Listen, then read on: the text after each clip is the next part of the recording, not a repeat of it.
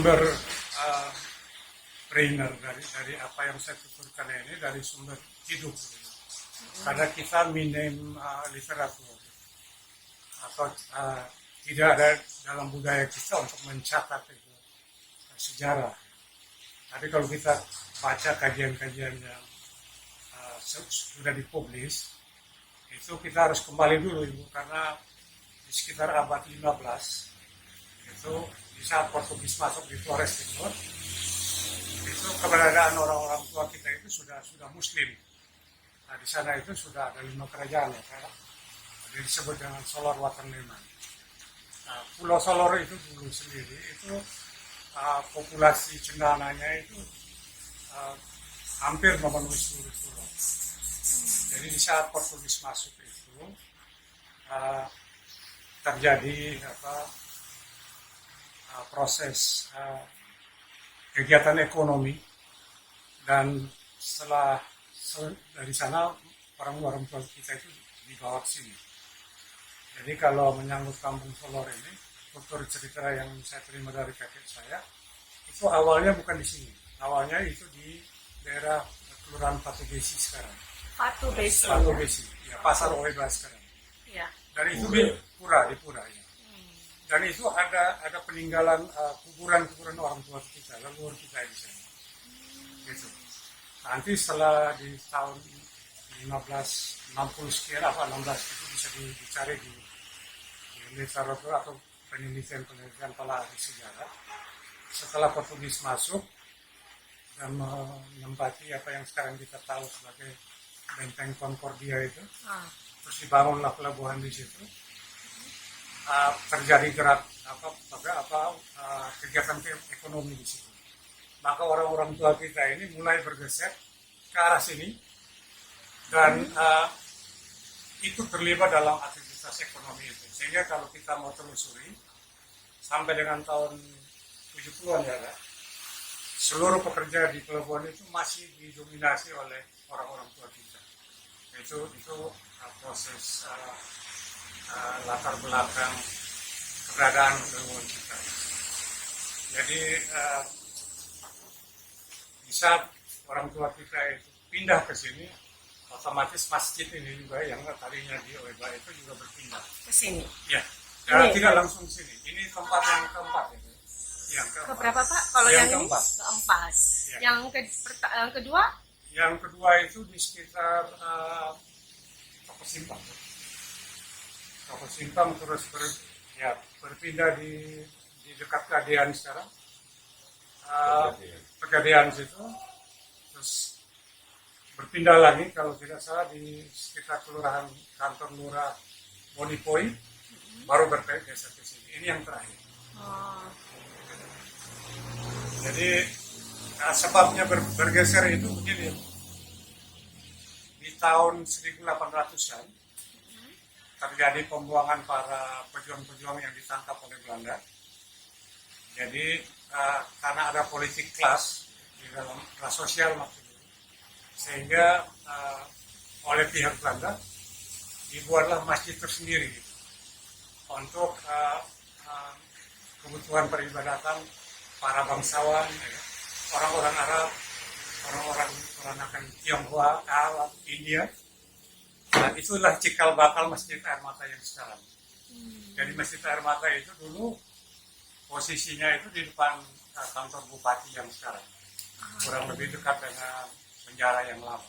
Sebelum berpindah ke lokasi yang sekarang. Tidak ada penggolongan di dalam masyarakat, sehingga kelas bangsawan, terus pribumi dan non pribumi. Ya karena kondisi itulah sehingga masjid kita yang tadi itu digeser. Terus untuk para kalangan bangsawan dan non pribumi itu dibuatkan masjid sendiri yang kita kenal dengan Masjid Air Mata sekarang. Jadi kalau ibu teliti persis lebih detail, di Air Mata itu ada keturunan Hamengkubuwono II, ada keturunan Pakubuwono, ada keturunan Sultan Bangka Belitung. Jadi banyak sekali bangsawan yang dibuang ke Air Mata itu. Sementara kami yang di Solor ini hampir murni pribumi. Jadi orang tua-tua kita datang dari Flores Timur, terus menikah dengan penduduk lokal atau migran yang dari Rote, Sabu, dan akhirnya kita beranak pinak, jadilah kampung ini yang kita kenal sekarang sebagai Kampung Solor itu. Itu kira-kira proses perpindahan atau perpindahan kampung itu dari Pato Gesi ke sini. Sebentar Bapak, kenapa nama Solor itu sendiri ada maknanya enggak? Nama Solor itu setahu saya karena leluhur kami, sesepuh kita itu kan datangnya dari Flores Timur. Kalau yang saya nanti bisa ditambahkan oleh Pak Imam, tapi sesuai yang saya terima cerita itu dari leluhur kakek saya, kampung ini aslinya itu bukan Kampung Solor, Kampung Lamakera. Lamakera. Lamakera. Ya. Di tahun mendekati 1900-an itu baru lebih populer sebagai Kampung Solor. Gitu. Arti Solor itu sendiri apa, Mbak? Arti Solor ini saya tidak begitu paham, tapi itu diambil dari nama pulau di Flores Timur. Itu ada Pulau Solor, dan dari sanalah leluhur kami datang. Oh, dari Solor ya? Pulau Solor, Pulau Adonara, dari Lembata, Alor. Kalau di sana itu dikenal sebagai Lama Holor. Oh iya, betul, Lama Holor. Ya. Itu rumpunnya. Tapi lebih banyak yang berdiam di Kampung Solor ini adalah orang dari Pulau Solor. Maka tempat ini dinamakan Solor. Sampai sekarang masih seperti itu atau ada? Secara administratif terdaftar sebagai di pemerintah kota Kelurahan Solor. Solor ya? Tapi warganya udah nggak murni dari Flores lagi ya? Masih dominan. Dominan. Walaupun sudah bercampur, tapi di atas 80% ya hasilnya masih orang Solor. Dari Solor ya, Pulau Solor. Dari Pulau Solor dan Adonara. Ini Masjid Al-Fatah ini termasuk masjid tertua di Kupang atau seperti apa lahirnya Pak dulu? Tadi Bapak cerita 4 kali pindah-pindah. Tapi kan lebih kepada faktor pindah. Tapi kalau dari sisi usianya, ini yang kalau usianya itu menurut saya juga jabat-jabat saja Bu ya. Itu menurut catatan sekitar abad 18. Jadi tahun 1777 masjid sudah ada. Masjid sudah ada. Tapi bukan ini ya? Bukan ini. Ada. Yang sekarang ini sudah berganti, sudah dirombak 2 kali, direhab 3 kali. Yang sekarang ini dirombak lagi, jadi berarti sudah rombak 3 kali. 3 kali. Karena umat semakin banyak ya? Iya. Oke. Nah, yang masjid pertamanya tadi benar dibilang Bapak di mana tadi Pak? Di Oba? Awal mula itu bukan masjid, itu istilahnya Surau yang masjid kecil. berada di sini. Pertama. Ya, sebelum di sini katanya pernah juga berada di ini. Dulu disebut apa basket, tempat basket itu. Lapangan merah. Iya. Ada asalnya dari situ, kemudian baru pindahnya ke sini. Yang ke sini persisnya itu yang kurang jelas Tahun berapa? Tapi dia sudah jadi masjid ya? Nggak surau lagi ya? Iya. Oke. Jadi udah meningkat statusnya ya Pak? Udah Iya. jadi masjid. Oke, waktu itu pendiri masjid ini atau ustadznya siapa Pak yang pertama? Tidak Ingat lagi. takut. Kalau ini tahun berapa berdirinya? Ini kan masjid pertama ini kan? Kalau catatan tadi itu 1770.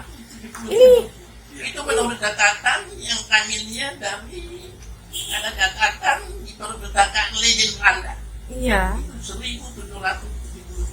Air mata mengklaim bahwa mereka yang pertama, Iya. sedangkan kita menganggap kita yang pertama kali. Islam pertama kali masuk itu di Kampung Solor. Di Kupang ya? Lewat mana itu Bapak? Ya lewat Batu Besi. Batu Jadi Besi. itu kan ceritanya mungkin Ibu pernah dengar juga dulu ada perang antara VOC dengan Portugis. Mm-mm. Nah, terjadi peperangan itu orang Solor waktu itu membantu VOC. Karena waktu itu orang Solor itu tidak suka dengan Portugis karena mereka menganggap kehadiran Portugis itu membawa paham agama Katolik. Mereka tidak suka. Nah, mereka lebih senang kepada VOC yang barangkali Kristen gitu ya. Nah, dengan dasar itu kemudian terjadi peperangan VOC dengan Portugis. Orang Solor membantu VOC. Orang Solor yang membantu VOC ini itu terjadi di Solor waktu peperangan itu. Pada waktu VOC akan dipindahkan ke Kupang, orang Solor beberapa kelompok orang itu dibawa juga ke sini, dipimpin oleh seorang pimpinan yang namanya Atu Laganama. Atu Laganama. Ya. Orang Solor juga. Orang Solor. Sebenarnya Atu Laganama itu bukan orang Solor. Dia orang mana? Dia orang bangsawan Ternate yang datang menyebarkan Islam ke Solo. Gitu. Nah, dari situ kemudian dia beradaptasi mengikuti orang-orang Solo dan dia dianggap sebagai orang Solo. Namanya kemudian menjadi Atu Laganama. Sebab nama yang asli itu bukan Atu Laganama itu. Namanya Syarif Sahar gitu. Dengan istrinya yang Syarifah. Nah, dari itu kemudian dia pindahkan ke Kupang sini, dia berperang membantu VOC dan kebetulan menang itu. Dia kebetulan menetap di Batu Besi, Weba. Gitu. Dari situlah kampung Islam mulai hidup, mulai didirikan surau untuk mengajar agama Islam. Lama-kelamaan kemudian berpindah ke itu lapangan merah. Selanjutnya baru terakhir datang ke sini. Solor ini ya. Ya. Nama kampung Solor ini karena itu seperti tadi itu. Iya. Diambil dari orang-orang Solor yang berhijrah ke sini dan menetap di sini, dan kampung Islam yang pertama kali itu kampung Solor. Oke. Jadi kalau bicara sejarah sebenarnya masjid tertua di Kupang ini yang di ini ya. Kampung Solor. Solor ya.